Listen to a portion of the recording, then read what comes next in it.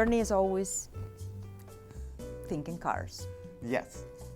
Anytime I suggest, let's go someplace, oh, let me check the calendar to see if there's any car-related event going on that we can tie in with our, and I'm like, can't we go somewhere with no car events? But as it turns out, a couple of years ago, 2015, he was going to come to Costa Rica with me, and he looked up. Well, we wanted to know if there was like a car club, a local. Yes, there was a local local chap, region there in region, Costa Rica. Yes. He did find one, and he hooked up with he was not the president. He was one of the directors, one of the regional. Right, and we actually met with the guy, and he connected us with a couple of car collectors down there. And one of the collections, the one guy had a tremendous collection, and Bernie can tell you all about the cars. But when we were we met him for lunch. Remember? Mm-hmm. Yeah, right. George. And I remember that he said something about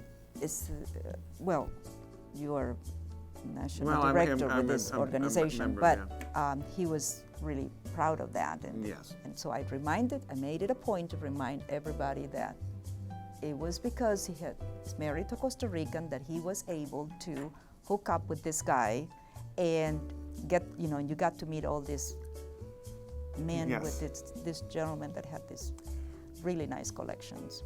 Well, it was nice. What was one of your favorite cars that was in that collection? The Avion Boisson.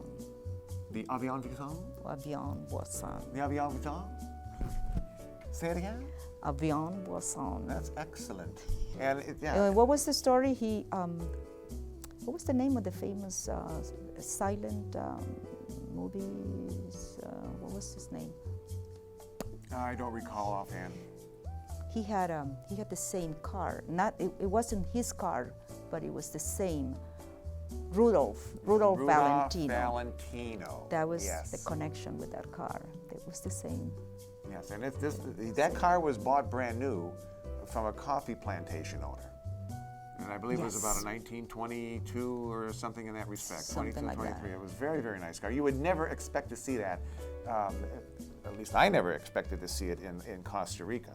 And like you mentioned, there was quite a few nice cars. There was Packards, there was Fords, there was all kinds of very nice cars. And it was definitely quite a memory. And we did go on tour. And from going on vacation, I mean, here's an obsessive behavior that I brought with me.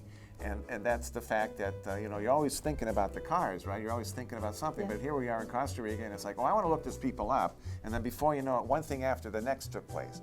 We started finding other people. They wanted to show us their collection. They wanted to show us their collection. Yeah. We could have been there for a week and been able to look at additional cars. There's cars all over the world, and it's something that is a passion and an obsession with everybody all over the world. And it's a very special one, too. Yes. Well, thanks for sharing that, Sarah. I appreciate that. I'm sure there's a lot of other people that can share these stories as well. But we will go on vacation, and we won't... No car-related events, please. Okay, no car-related events. I'll try my best. Find somebody else to go to my vacations. That sounds like... Okay.